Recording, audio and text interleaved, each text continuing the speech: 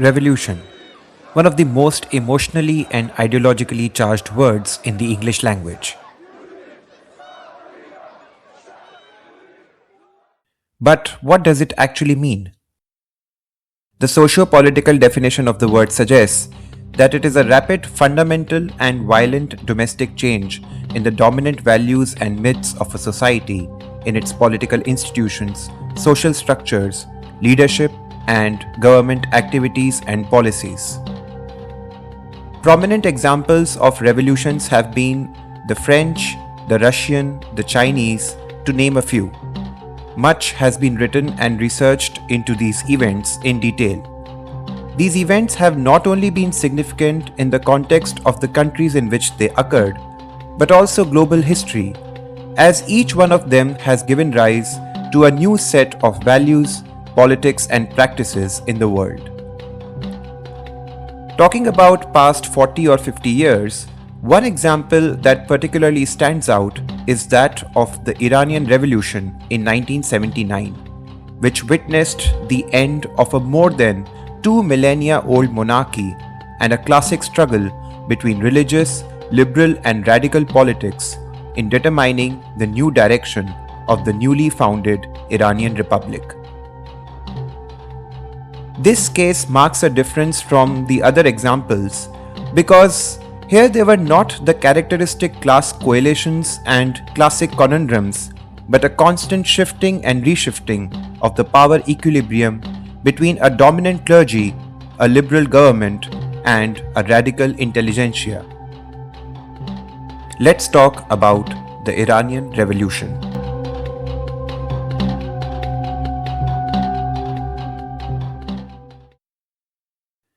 To understand the Iranian Revolution in more depth, we first need to understand what political and social conditions and structures preceded it. Iran until the revolution in 1979 had been under a monarchic rule for about 2,500 years, with different dynasties ascending the throne at different times. In January 1926, the army commander Reza Khan Pahlavi crowned himself the Shah of Iran, unseating the reigning Khazar monarchy, and thus the Pahlavi monarchy came into power. At this point in time, the machinery of the central government in Iran was small, rudimentary, and its reach extended no further than the provincial capitals. Yet Reza Shah was able to consolidate his power only by forging alliances with different social groups. Reza Shah, since ascending the throne until 1941, devoted his reign in creating a strong centralized state based on a strong military, a far-reaching state bureaucracy, and a very centralized court establishment. In 1941, however, the Allied powers forced him to abdicate the throne in favor of his son, Mohammad Reza Shah. The three pillars of Reza Shah's strong state, that is the military, the bureaucracy, and the court establishment, grew to massive proportions only after Mohammad Reza Shah consolidated his power after the 1953 coup that saw the removal of the Prime Minister Mohammad Mossadegh. And thus, Mohammad Reza Shah renewed his father's policy of building a strong centralized state. Mohammad Reza, the new Shah, also strengthened the internal security forces by creating the National Security and Information Organization, soon to become the notorious SAVAK. As for the state bureaucracy, it was the first time in Iranian history that the state had extended its reach even to the rural hinterlands. During this time of power consolidation, the National Iranian Oil Company, the Central Bank, and the National Iranian Radio and Television Organization were also created. Another important development was the creation of the charitable Pahlavi Foundation. As Erwan Abramian, the author of the book Iranian Mujahideen Radical Islam, the main source of information for this video, writes, the chief function of this charitable foundation was to provide the royal family with a tax haven and a lucrative annual subsidy. By 1979, the Pahlavi state, with all its affiliated institutions, was spending 50% of the state budget on government employees, while employing directly and indirectly as many as 16 lakh people. In creating an all-powerful, highly centralized and an all-pervasive state, the Pahlavi dynasty managed to alienate all the politically articulate social forces of Iran, namely the old landed elites, the modern intelligentsia, and the traditional Bazari middle class. They lost their support from the old landed elites due to a number of reasons. Firstly, the state power had shifted from the parliament, dominated by the landed families, to the royal court, where the Shah had the final say. Secondly, the extension of the central bureaucracy had undermined the provincial notables. And thirdly, the land reforms of the 1960s severed the traditional ties between the peasants and the landlords by replacing sharecropping by wage labor. As for the loss of the support from the intelligentsia, it was more inconspicuous, as even though the Pahlavis did carry out many policies which were appealing for the modern intelligentsia, such as the creation of a strong centralized state, the disarming of troublesome tribes, the eradication of feudal landlordism, the introduction of modern industry, as well as the extension of the modern education system. Yet, many of Muhammad Reza's self-serving tactics, such as the accumulation of private fortunes, undermining of the constitution, murder of prominent intellectuals, and probably most serious of all, the replacing of the Khazar monarchy, did provide a substantial basis for the modern intelligentsia to be alienated from Shah's regime. The relationship between the Pahlavis and the traditional middle class was also quite complex, as it moved back and forth from a tacit alliance to open hostility. This was because the clergy formed a major part of the middle class owing to its familial, occupational, financial, historical, and ideological ties to the urban bazaars.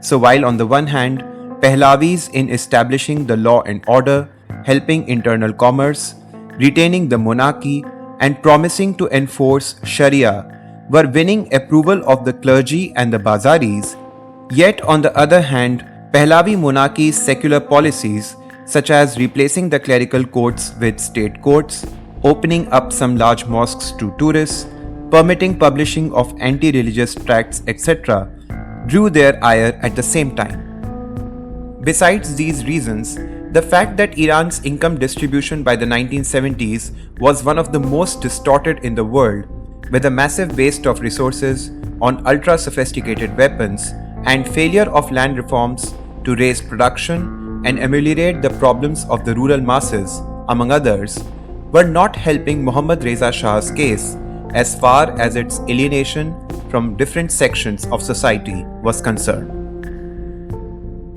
But what was the relationship like between the Pahlavi dynasty and Islam? To limit the appeal of social radicalism in Iran, especially Marxism, the Pahlavis intentionally tried to nurture Islam.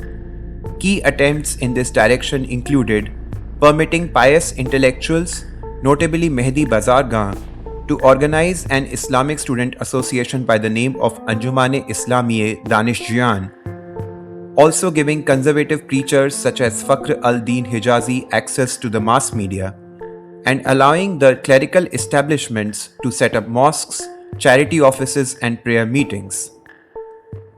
All these facilitations did pay up, as the high-ranking clergy appropriately reciprocated.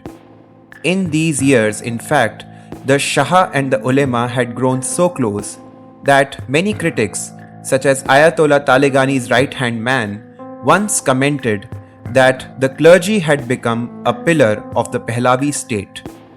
However, this special relationship began to show cracks in the 1960s due to two precise reasons. First was the White Revolution of 1962, which included the land reforms that severed the ties between the feudal landlords and the peasants, and the extension of the new electoral system to women, along with the recognition of Baha'ism as a legitimate religion. The other reason was the death of Grand Ayatollah Burjerdi and the subsequent competition between the leading clerics to fill his position. Among these clerics, arguably the most important was Ayatollah Ruhollah Musawi Khomeini, who later emerged as an inseparable identity of the revolution. Khomeini in the 1960s, at 64 years old, was one of the youngest of the leading clerics. Prior to this, he had briefly entered Iranian politics in 1943. After Borujerdi's death, he re-entered politics and began to denounce the Shah's regime. As already mentioned, Shah's secular policies did not sit well with the clergy, and Khomeini used highly explosive topics such as the court corruption, constitutional violations, dictatorial measures, election rigging, capitulations to foreigners, undermining of Shia values, unremitting expansion of the bureaucracy, and the neglect of the economic needs of merchants, workers, and peasants to make his case against the regime. Abrahamian, in his book The Iranian Mujahideen, makes an observation that Khomeini intentionally kept out the issue of land reforms from these allegations and only made a passing mention to women's suffrage. Mohammad Reza's counterclaims against the clergy were based on these two issues precisely. He claimed that the clergy was against the regime because of land reforms and female suffrage.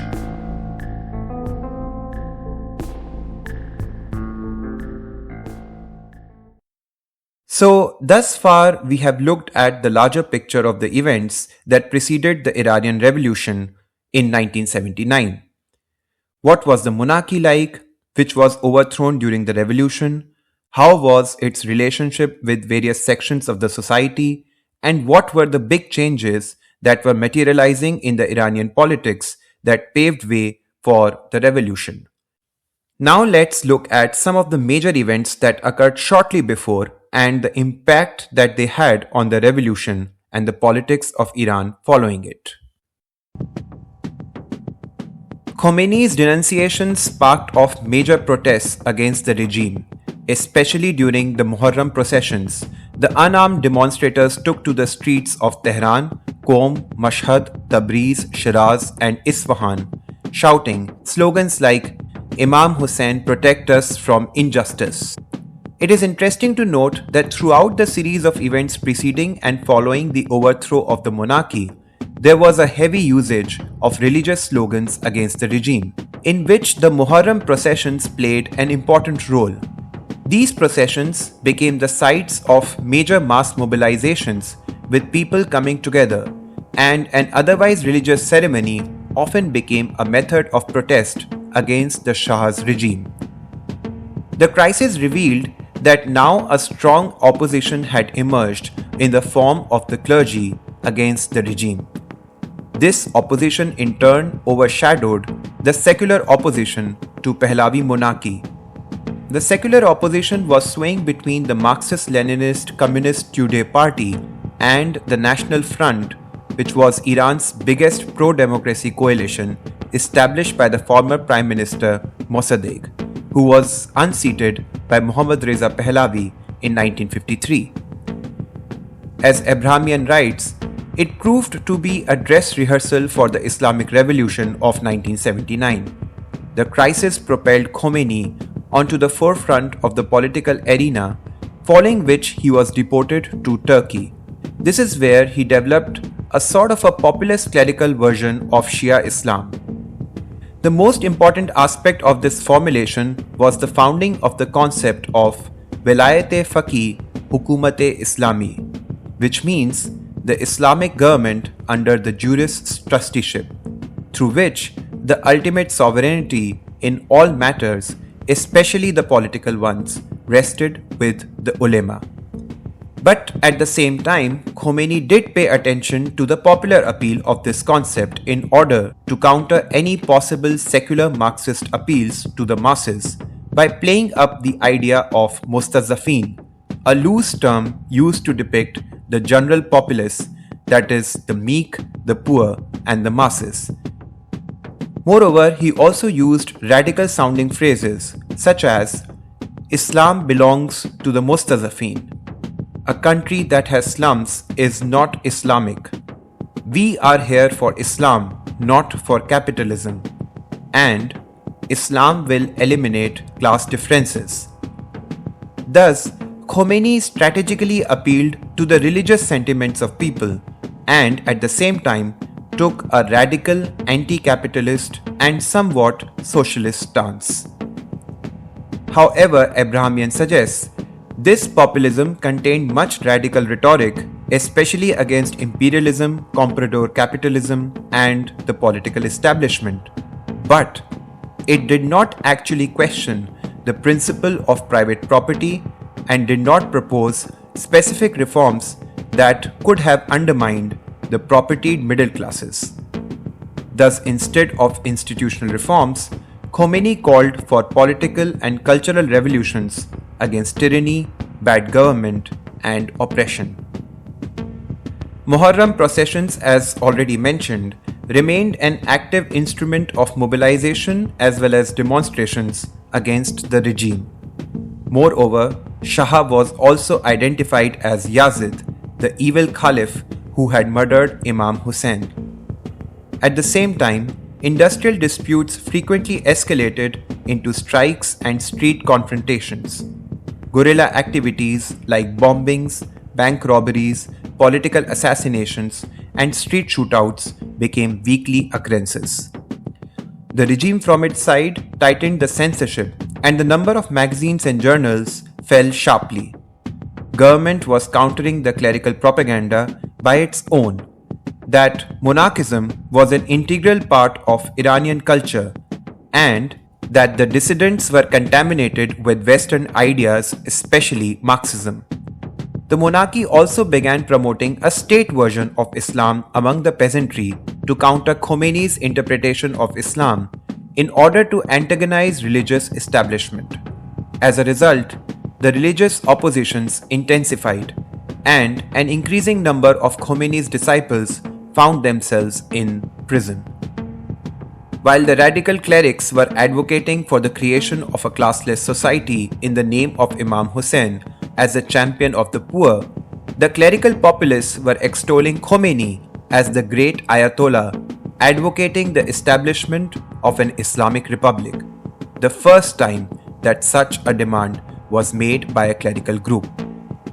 In March 1975, the Shah dissolved the prevailing two-party system, which was two-party only in name because the real authority was always in the hands of Mohammad Reza Pahlavi. Mohammad Reza launched a one-party system instead, composed of the Resurgence Party, named Hezb-e-Rastakhiz, and declared it to be a patriotic duty of all citizens to join the new party, or else be termed as communists and be jailed or exiled. Amir Abbas Hoveyda, the Prime Minister since 1965, was elected as the General Secretary of the new party. But as became evident later, the Resurgence Party was out to implement an even stricter state centralization plan than before. It took over the main civilian ministries, placed its members in charge of other important bureaucracies, and further still, launched an intensive voter registration campaign where the Central Committee warned that those who did not register will be answerable to the party.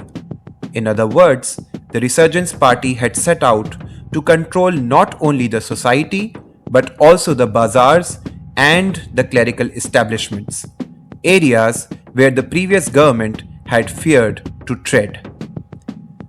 To underline the importance of his regime, Mohammad Reza Shah created a new calendar allocating 2,500 years for the monarchy and 35 years for his own reign. As Abrahamian remarks, Few contemporary regimes have been so foolhardy as to undermine their country's own religious calendar. The Western admirers of the Shah, meanwhile, were celebrating the regime's grandiose historical claims and attributing Iran's stability to its monarchist legacy since ancient times. Such arguments, as Abrahamian suggests, may have worked outside, but within Iran, they did not fare much too well. Thus, by creating a one-party system in the Resurgence Party, Mohammad Reza further antagonized the intelligentsia and drew in even those dissenters in protest who earlier were sitting on the sidelines. By barging in the bazaars, he further alienated the traditional middle class. The number of political prisoners multiplied, and the party that had been created to salvage the faltering regime ended up endangering it even more. In the midst of all this, an editorial was published in the semi-official newspaper Ittalat in January 1978. It contained what Abrahamian described as a vicious as well as an ill-judged diatribe against the opposition clergy in general. In this editorial, Khomeini was termed a foreigner who in the past had worked for the British and led a licentious life.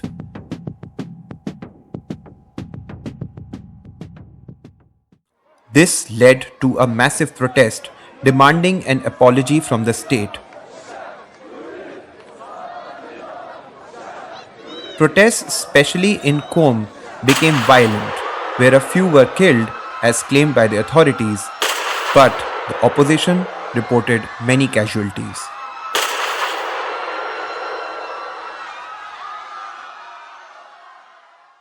Ayatollah Shariat Madari called upon the whole country to observe the 40th day of the Qom massacre through a sort of a civil disobedience, and thus began the 3 40-day cycles of street demonstrations that shook the very foundations of the Pahlavi state. The first 40-day cycle of protests started on 18th February 1978, with major bazaars and universities closing down, memorial services being held, and peaceful demonstrations taking place in general. But in Tabriz, another chain of violent events broke out, with even more casualties, resulting in a second 40-day cycle which began on 29th March. This time, an otherwise peaceful nationwide protest suddenly turned violent in multiple cities, with many casualties that gave way to a third cycle of protests beginning on 10th May. But this time, protests turned bloody in as many as 24 towns. In all, the authorities estimated that the 3 40-day cycles had left 22 dead and 200 injured, but the opposition claimed that as many as 250 had died and 600 had been injured. It was then that Shah tried to make peace with the opposition through a number of steps, including calling off the anti-profiteering campaign, dissolving the inspectorate teams, allowing the Tehran Bazaar to form a society of merchants, traders and craftsmen, dismissing the notorious chief of Savak, and promising that the forthcoming parliamentary elections would be 100% free. Besides, he also apologized for attack on Shariat Madari's home and released some of the clerics and bazaris who were arrested in 1975. As for the economic grievances regarding the high inflation, Amuzegar, the new prime minister after Hoveyda, tried to cool down an overheated economy by cutting the government expenditures, by cancelling many development projects and sharply reducing state contracts to the construction industry. Through these steps, the regime had managed to control inflation by engineering an economic recession. But this, far from alleviating the crisis, only intensified it. The root causes of the economic problems had not been addressed, and the economic recession only lowered the real wages and produced large-scale unemployment, especially among the poor urban construction workers. This sparked off a new series of protests against the regime from the aggrieved middle class as well as the working class. Abrahamian suggests that the 1978 recession helped shape the future regime.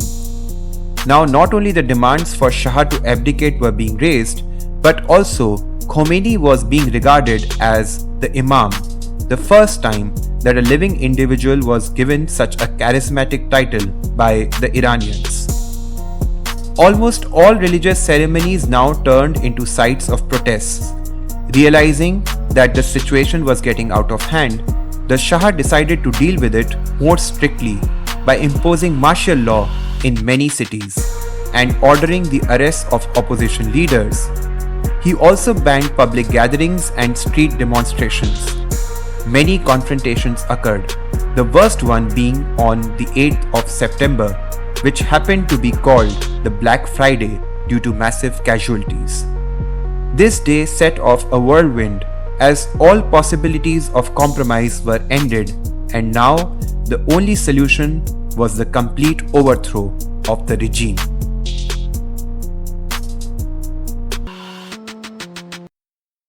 One of the main pillars of Shah's state, that is the bureaucracy and the middle class, now joined hands due to the sweeping up of the entire nation by a wave of strikes.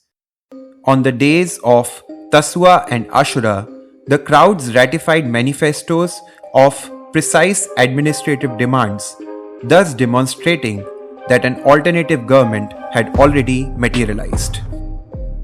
Subsequently, Shah made even more concessions, like dissolving of Resurgence Party and allowing Khomeini back in Iran.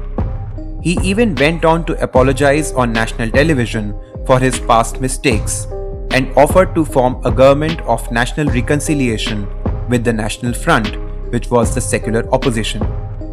But most of the leaders of the National Front rejected this proposal as they were doubtful about its success without the endorsement of Khomeini.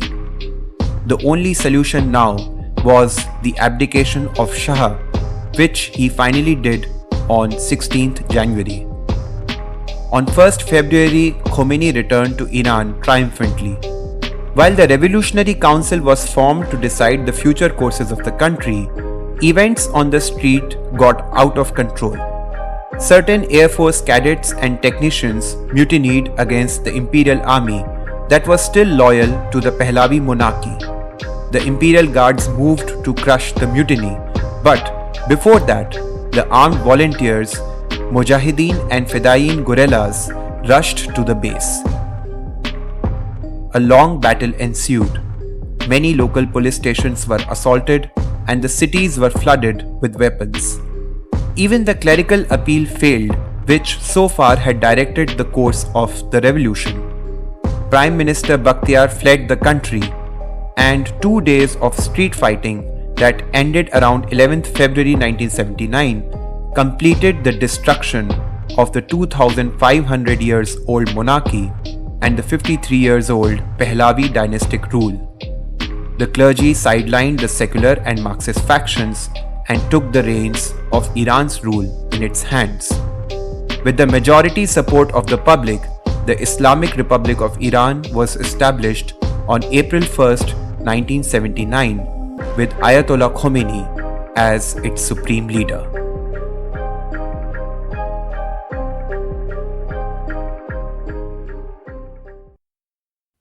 It would be wise to look at this account of Iranian revolution not just as a story, but to analyze it to understand the socio-political and socio-economic factors that contributed to this momentous chain of events. As we have come to understand, Iranian revolution was precipitated by 3 types of factors: economic, social, and administrative. But the real turn of events was caused by the deterioration of the relations between the Pahlavi monarchy and the clergy, as the clergy was deeply embedded in all facets of social life of Iran. As these relations kept worsening, the voices of dissent against Shah in the society grew louder, and Khomeini, as the leader of the clergy, took over the command of the revolution. But why did the secular and Marxist factions fail in capturing the seat of power that was vacated by the Pahlavi monarchy? It was because the clergy had a huge advantage over them, and that was the ability to appeal to not only the religious sentiments of the public, but also make appeals on socio-economic issues, even going as far as to make socialist appeals to gain public support. The clergy consistently raised issues of the labor, the working class, and the poor as they protested against the monarchy. However, they carved out these demands and their protests from the archetypes and tropes of Islamic mythology and thus made their appeal popular among the masses. On the other hand, the Marxist faction only had socialist and Marxist principles and language at their disposal. Being secular, they could not appeal to religious sentiments or deploy mythological narratives, and therefore failed to make deep inroads into the wider public sentiment, deeply enmeshed with religious emotions and sentimentality. Come to think of it, this point applies to contemporary societies even today, and might as well do so in the future too. Moreover, the scope of religion was not limited to the issues only. As we have witnessed, the clergy also used religious rites and rituals to mobilize the public for protests, thus being able to directly get closer to the general populace. The Muharram processions became an effective method to bring together Iranian public from all walks of life and mobilize them for protests against the Pahlavi monarchy. Besides, framing Shah into the image of Yazid further helped shape the imagination of the entire revolution in a mythological and religious mold.